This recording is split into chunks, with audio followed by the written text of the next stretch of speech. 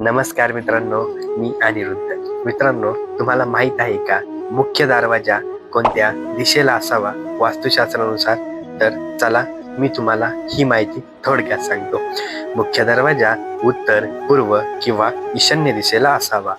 स्वच्छता आणि सजावट. दरवाजाच्या आसपासचा परिसर नेहमी स्वच्छ असावा. दरवाजावर शुभ, तोरण, मंगल कलश किंवा स्वस्तिक चिन्ह लावणे शुभ मानले जाते. दरवाजाचा प्रकार कसा असावा?